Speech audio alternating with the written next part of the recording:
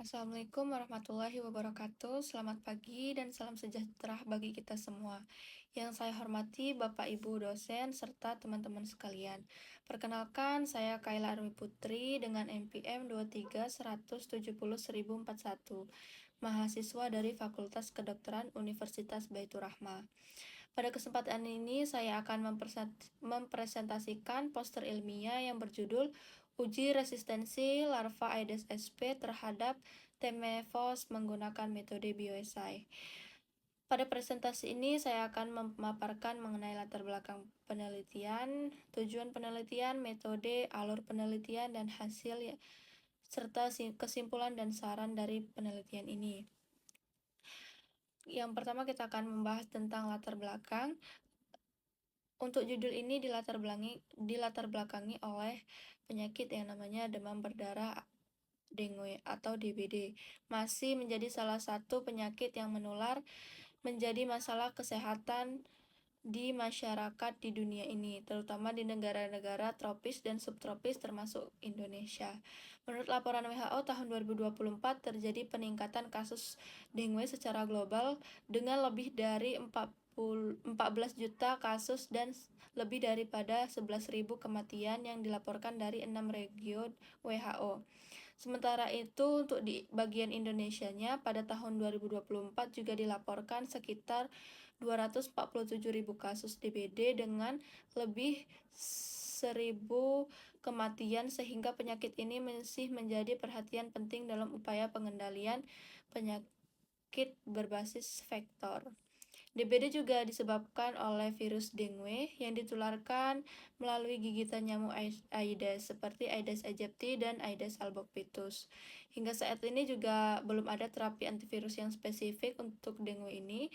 Nah, untuk cara pengendaliannya kita menggunakan strategi pengendalian yang difokuskan pada pemutusan rantai penularan melalui pengendalian vektor. Salah satu metode pengendalian vektor yang telah lama digunakan di Indonesia itu penggunaan larvasida Temesfos atau yang sering dinamakan di bagian dagang itu tuh nama dagangnya itu Abate. Temesfos juga merupakan insektisida golongan organofosfat yang bekerja dengan menghambat aktivitas enzim asetilkolinetrase pada sistem saraf serangga, sehingga menyebabkan gangguan fungsi saraf, kelumpuhan, dan bisa sampai menyebabkan kematian pada larvanya. Penggunaan Temesfos secara terus-menerus dalam jangka waktu yang panjang itu bisa memberikan tekanan terhadap populasi nyamuk. Akibatnya, individu yang memiliki kemampuan bertahan hidup terhadap insektisida akan tetap berkembang biak dan menghasilkan keturunan yang toleransi lebih tinggi terhadap Temesfos tadi. Nah, apabila tidak ditangani sejak dini, maka efektivitas dari program pengendalian vektor akan menurun meskipun penggunaan insektisida tetap dilakukan. Nah, kondisi ini resistensi juga dapat meningkatkan risiko terjadinya kepadatan dari populasi nyamuknya, sehingga berpotensi meningkatkan transmisi penyakit DBD di masyarakat. Maka diperlukan penelitian untuk mengetahui status resistensi larva Aedes aegypti terhadap Temesfos menggunakan metode bioesai sebagai dasar penyusunan strategi pengendalian vektor yang lebih efektif dan berkelanjutan. Tujuan dari judul ini itu yang pertama ada tujuan umum itu sebagai mengetahui status resistensi larva Aedes aegypti terhadap Temesfos menggunakan metode bioesai. Adapun tujuan khususnya yang pertama untuk mengetahui status kerentanan larva Aedes aegypti terhadap Temesfos berdasarkan kategori rentan, toleran, atau resistensi menurut kriteria WHO.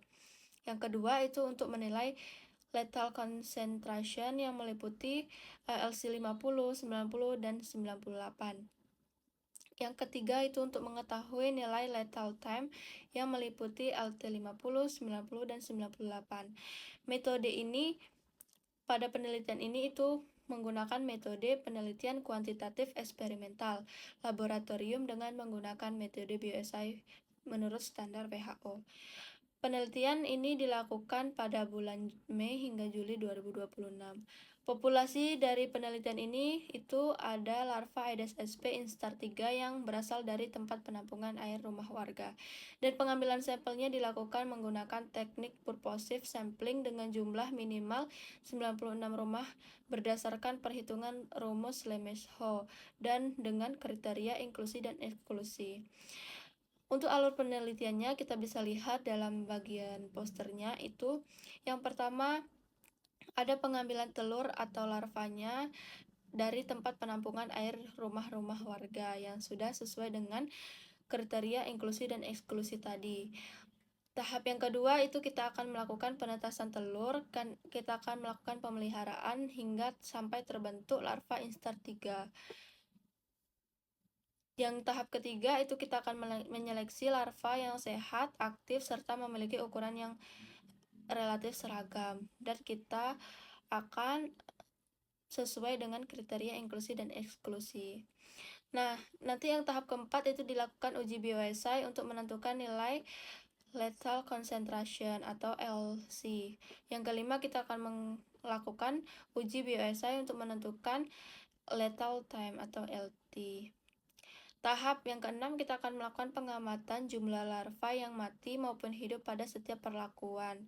Kita akan melakukan nanti ada di tabel hasil penelitian.